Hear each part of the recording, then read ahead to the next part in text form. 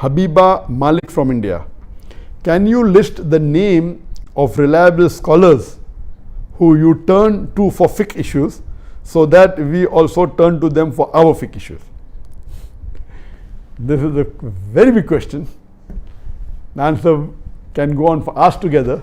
I will try and answer in short, because which scholars do I turn to for my fiqh issues? Scholars are divided into classical scholars, the medieval scholars, the contemporary, the pre-modern, the modern, As far as the beloved Prophet ﷺ said, we look, our Sharia is based on the Quran and Sahih Hadith, on Allah and the guidance of the Prophet ﷺ.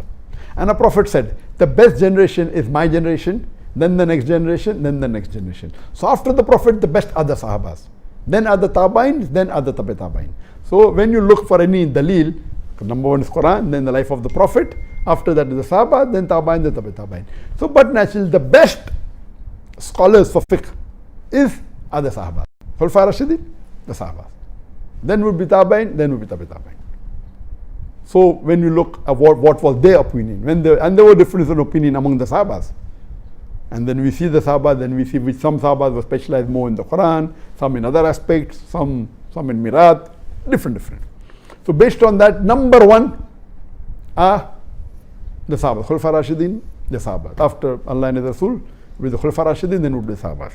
Then Tabain, Tabi Tabain. Then you have the classical scholars that are there. You have the four Imams, Imam Abu Hanifa, Imam Malik, Imam Shafi, Imam Hanbal, Ahmad ibn Hanbal. May Allah have mercy on all of them. There were many Imams, 50, hundreds of Imams were there at that time. But these four, their students, mashallah, were able to spread the teachings more. These four were the top Imams. There were other top Imams also, but maybe the student didn't promote the teaching so much. So these were the top four Imams that we have. And all of them, mashallah, I love them, I respect them, I refer to them. Then we have the Muhaddisin. Imam Ahmad ibn Hanbal was a Muhaddis, Imam Malik was there. But then we have Imam Bukhari, we have Imam Muslim, then Abu Dawud, then Tirmidhi, then Nasai, Ibn Majah, all these, they were scholars. And I look up to them and then I check.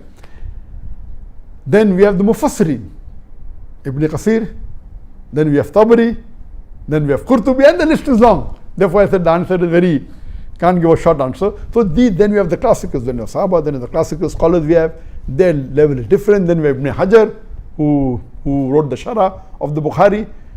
Many. Then we have you can keep on naming, but these are the ones that I can recollect now. Then we have the medieval scholars, a few centuries later. Then we have Ibn Taymiyyah. Earlier then we have Imam An-Nawawi. Then we have, after a few hundred years, we have Ibn Taymiyyah, mashallah, a great scholar. Then Imam Ibn Jawzi, several. Then coming down the line, we have the recent scholars. You call them contemporary scholars, or you call them the modern scholars. I have divided this into two levels, in two parts. One, which were the few decades earlier and are not living any longer, and one which are living.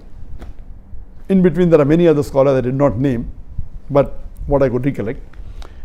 In those scholars, in the recent few decades but are not living, I would that I appreciate and I look forward is the Sheikh Ibn Uthaymeen, the Sheikh Nasruddin Albani, Sheikh bin Baz. And unfortunately, these three great scholars of our time, when we started doing Dawah earlier, they expired within a span of few years, in the late 90s or the early 2000s. And after that, at that time, that I believe one of the best scholars living that time was Abdullah ibn Jibreen, Sheikh Abdullah ibn Jibreen. Again, he's from Riyadh, and I met him several times, and whenever I had any problems, I have to go to him and look forward to his reply. At that time, he was one of the best living scholars. And Allah also lifted him, mashallah, and may Allah grant Jannah to all these scholars who I have mentioned. May Allah's mercy be on all of them, rahimullah. Now that we have among the scholars, really frankly, now we have very few handful of scholars who we can really call them scholars. Scholars are many, but we really can, the level of fiqh and the level of intelligence and the way to reply and to analyze. According to me, one of the best scholars today living, or two best scholars, one would be Sheikh Muhammad Hassan Addadu. He's from Mauritania, but since the past few years he's living in Turkey, in Istanbul, and I've been meeting him for several years. Alhamdulillah, the last time I met him was at the KL summit, and before that when I was in Turkey. He is one of the best living Islamic scholars in the world, as well as Sheikh Abdul Aziz At-Turaifi. And the other one that I can think of and I can name is Sheikh Muhammad Salim Munajjid. And all these scholars, every year, mashallah, I meet them many times. For the last several years I've been meeting them. Except, now some of them are in custody. So since the last couple of years that they have been in custody, I could not meet some of them. So these that I can think of today are the top scholars I know I refer to. But you have to realize that there are different specialities. For example, there's the speciality of Islamic finance. In Islamic finance previously, I know I used to discuss with Dr. Umar Chapra. He's an Indian, then became a Saudi. And Dr. Siddiqui, he's from India again. And they were very well learned in Islamic finance. And the one that I gained the maximum knowledge as far as Islamic finance is concerned is Dr. Hamid Hassan. He's an Egyptian, he's yet alive, but very old, may Allah give him health. And later on, he spent many years in Pakistan, and he was the founder of the Islamic University in Islamabad in Pakistan. And he was the one who made the university, he was the rector for many years. I think he spent 19 years there, if I'm not mistaken. Then he shifted to Dubai, and he is, mashallah, according to me, the father of Islamic banking. He was the chairman of more than 20 Islamic banks. He has converted many conventional banks to Islamic bank. And the maximum knowledge that I gained when I sat with him for hours together, we also invited him to Bombay for the Islamic Peace Conference, I think in 2007 or 2009, I don't remember. So in terms of Islamic finance knowledge, one of the best scholars today living is Dr. Hamid Hussain Hassan. And the other one is Mufti Taqi Usmani. MashaAllah, Maulana Mufti Taqi Usmani is also a great scholar. These two scholars are one of the highest in the field of Islamic finance. He's from Pakistan, and I met him a couple of times when he came to Malaysia. MashaAllah, he has great knowledge. And what we find that in finance, the Hanafi fuqaha, the Hanafi scholars have done more advanced research on Islamic finance as compared to others. So each one has its speciality. So in finance, but natural, I would believe more in Mufti Taqi Usmani or Dr. Hamid Hussain Hassan than Sheikh Dadu, because that is their speciality. Each field, like in Loga, according to me, one of the best person, according to me, is Dr. Fa Abdurrahim. Dr. Fa Abdurrahim, originally an Indian, then shifted to Saudi Arabia, and he was the head of the Loga department in the starting when Loga department for non-Arab started in the Islamic University of Medina. And when I tried to find which is the best teacher I can learn with, someone told me it is Fa Abdurrahim. I said, how will this person give me time? So I went there, and I was shocked. He said, I was there. The lecture you gave a few weeks back in Medina, I was there sitting in the first row. So mashallah, he agreed to give me 5 hours every day, and we were supposed to spend 6 months.